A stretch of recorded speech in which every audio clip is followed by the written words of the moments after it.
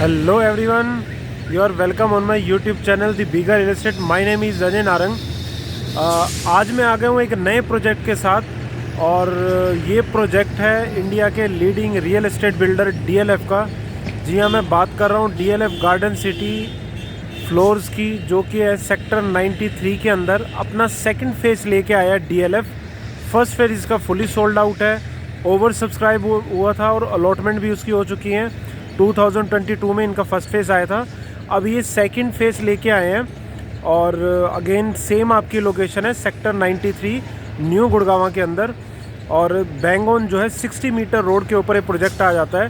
ये पीछे आपकी 60 मीटर रोड है with 12 metre service road both side.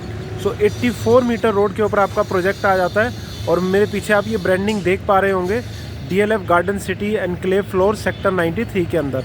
सो आइए एक बार इसकी पहले कनेक्टिविटी समझते हैं और कनेक्टिविटी के बाद जो है फिर हम फर्दर डिस्कस करेंगे। चलिए देखिए, जो मैं कनेक्टिविटी दिखा रहा हूँ, कनेक्टिविटी आज मैं आपको साइट से लेके जाऊंगा कि द्वारका एक्सप्रेसवे की कैसे कनेक्टिविटी निकलती है और NH8 की कैसे कनेक्टिविटी निकलती है।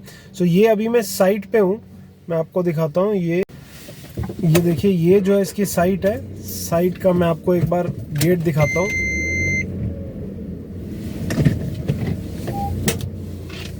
ये हमारी आ जाती है साइट का एंट्री गेट। और ये मैं अब जा रहा हूँ 60 मीटर रोड पे, जहाँ से इसकी अप्रोच होगी। ये देखिए, ये जो है इसकी 60 मीटर रोड है। अब हम जाएंगे राइट साइड, यहाँ से लेंगे राइट हम। ये 60 मीटर रोड है और जहाँ से हमारी प्रोजेक्ट की अप्रोच होती है। अब हम सीधा जाएंगे टी पॉइंट पे।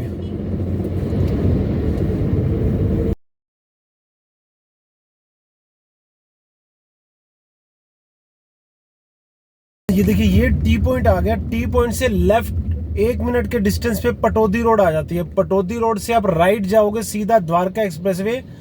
हार्डली टू हार्डली 8 से 10 मिनट की द्वारका एक्सप्रेसवे की कनेक्टिविटी है। और left side KMP expressway 10 minute की कनेक्टिविटी है। हम जाएंगे राइट साइड NH8 की तरफ। तो एक कनेक्टिविटी तो द्वारका एक्सप्रेसवे की इस तरफ से होगी आपकी।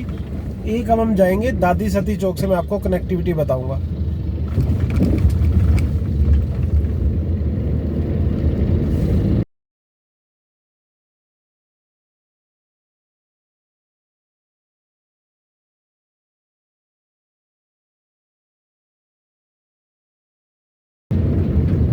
ये सीधा आपका रामपुरा चौक जाएगा, NH8 जिसको बोलते हैं।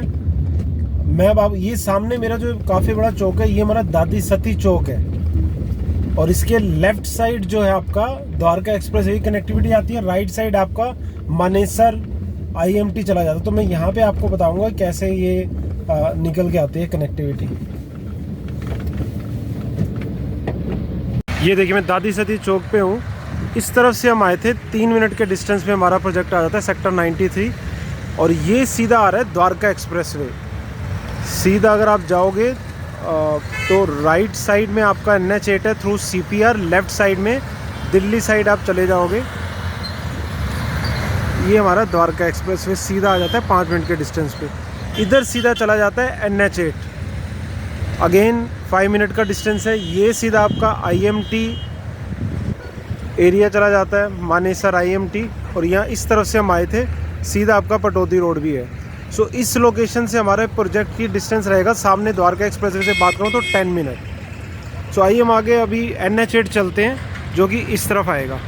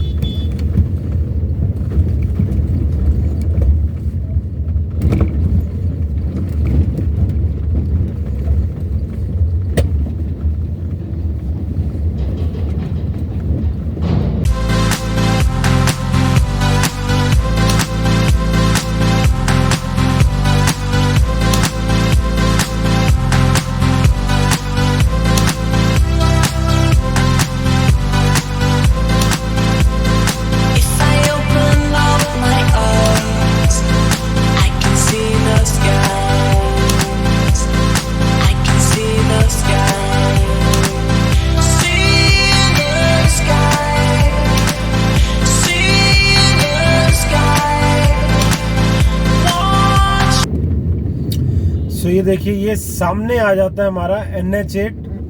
राइट साइड आपका जयपुर साइड चला जाएगा और लेफ्ट साइड जो है आपका जो है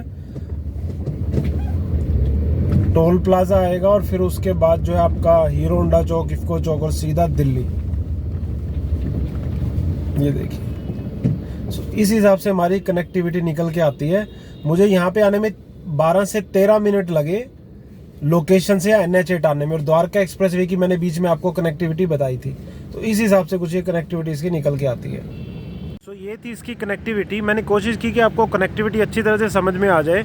सो अगर मैं फर्दर बात करूं तो ये जो 60 मीटर रोड है, यहाँ से अगर आप सीधा जाओगे टी पॉइंट आएगा। टी पॉइंट से लेफ्ट आपका पटौदी रोड आ जाती है, जो 6 लेन जिसको गवर्नमेंट कर रही है, डिक्लेयर भी हो चुका है। और वो रोड सीधा आपका जाएगा द्वारका एक्सप्रेसवे 5 to 10 मिनट के डिस्टेंस पे।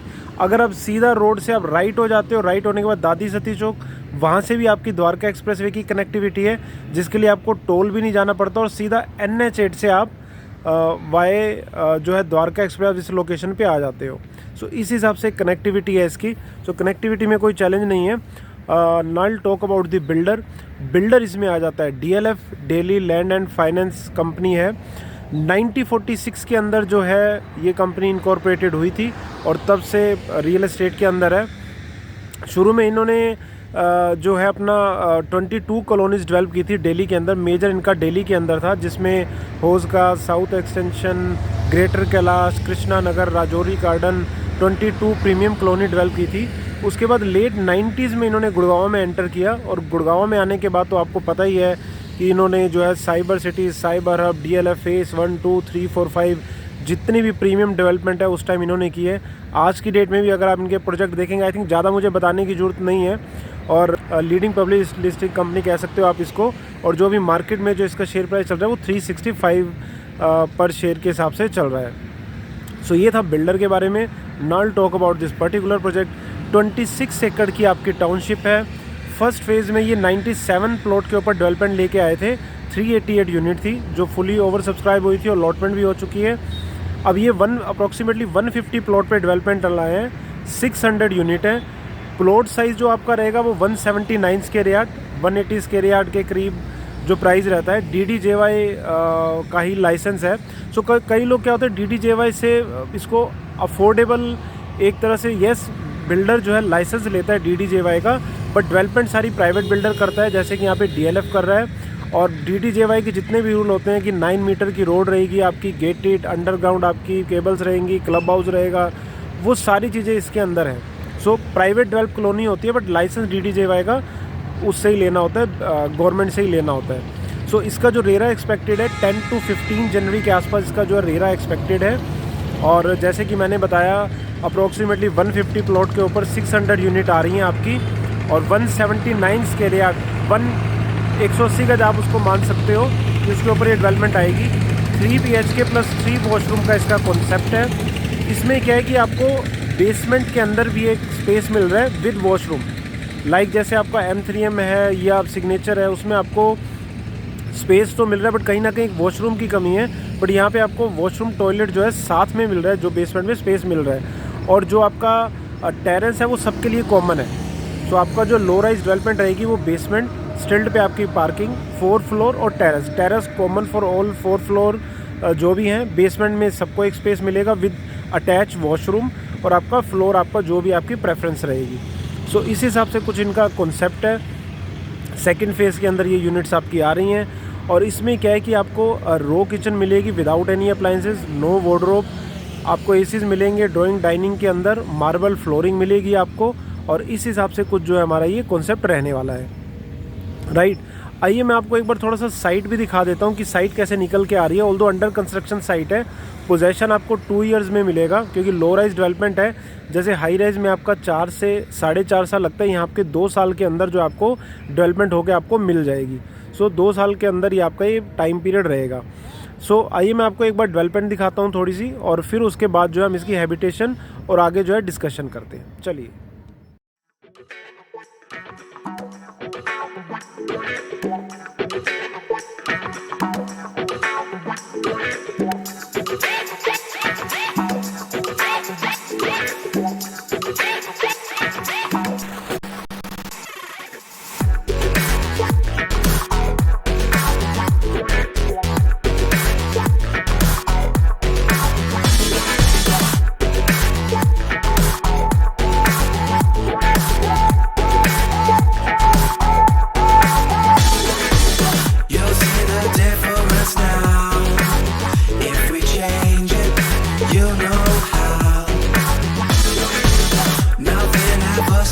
same.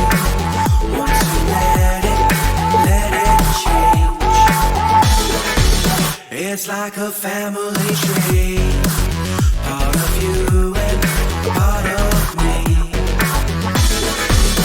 And if we should separate, go your own way, I won't wait.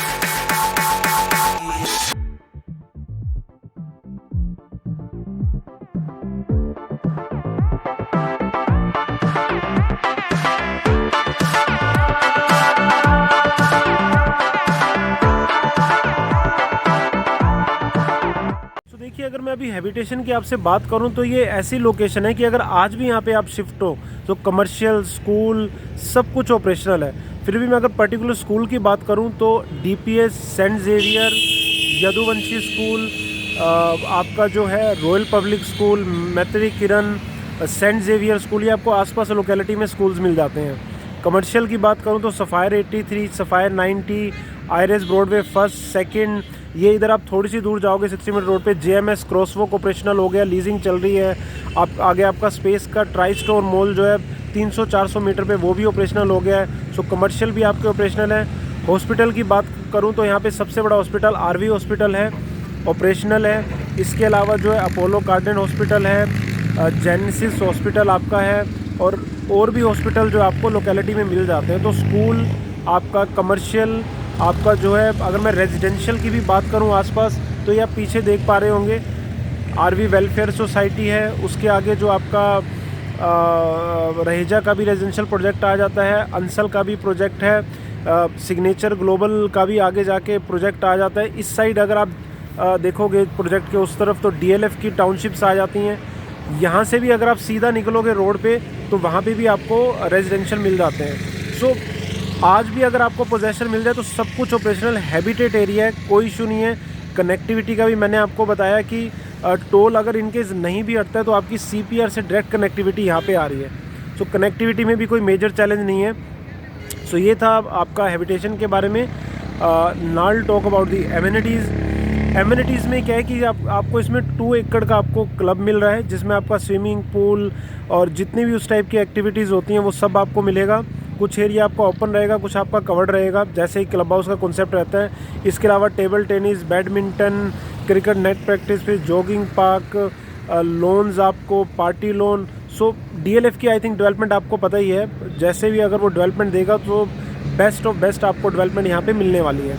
और कहीं ना कहीं ये भी फैक्ट है कि डीडीजेवाई की जो लाइसेंस है वो भी आज की डेट में कम हो रहे हैं। सो चाहे वो प्लॉटिंग हो, चाहे वो फ्लोरिंग हो, आई डोंट थिंक कि बहुत ज़्यादा लाइसेंस आगे लगे हुए हैं। डीएलएफ का तो आई थिंक मैं ये सोचता हूँ कि लास्ट ही लो राइज फ्लोरिंग है। सो आई थिंक इसमें आपको देखना चाहिए अगर आप इस बजट के अंदर देख रहे हैं। प्राइसिंग के हम बाद में जो है डिस्कशन करेंगे। सो ये था एमिनिटीज़ के बारे में। अब now talk about the payment plan. Payment plan के अंदर क्या है कि आपको विद इन 30 डेज जब भी आपकी अलॉटमेंट होगी you have to complete 25%।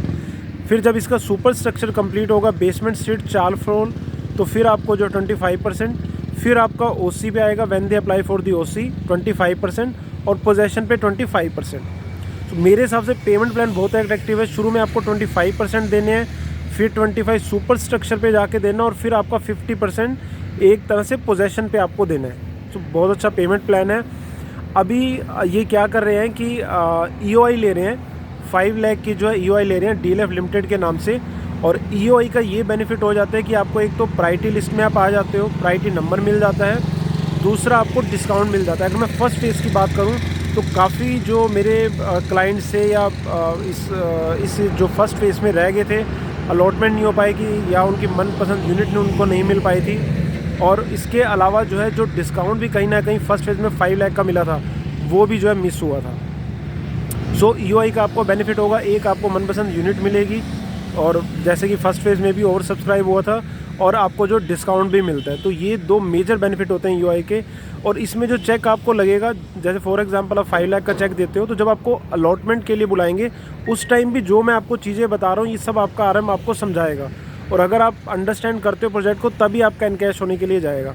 So at least 5 lakh का चेक देने के बाद आप एक लाइन में रहोगे, लेना ना लेना वो जब आपको अलॉटमेंट होगी तब आप उस हिसाब से देख सकते हो। प्रोजेक्ट तो मैं आपको पूरा बताया है किस हिसाब से ही रहने वाला है। अब हम बात करते हैं हमारे मेन सेगमेंट प्राइसिंग की।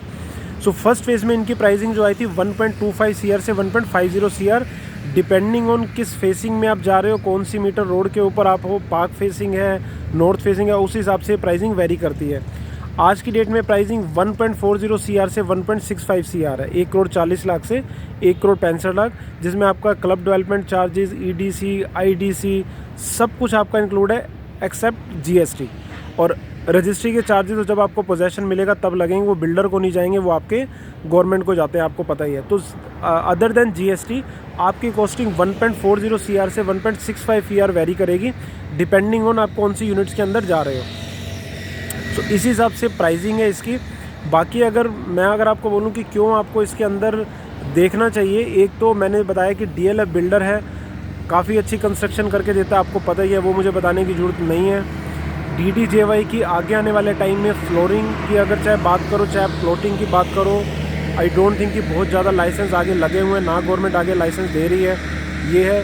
तीसरा जो है रेट भी अगर आप कंपैरिजन करोगे, चाहे वो द्वारका एक्सप्रेसवे से आपके 10 to 15 मिनट की कनेक्टिविटी है, उससे अगर आप कंपेयर करोगे तो इस रेट में लो राइज स्टोर आपको नहीं मिलेंगे, और इस ब्रांड के साथ भी नहीं मिलेंगे।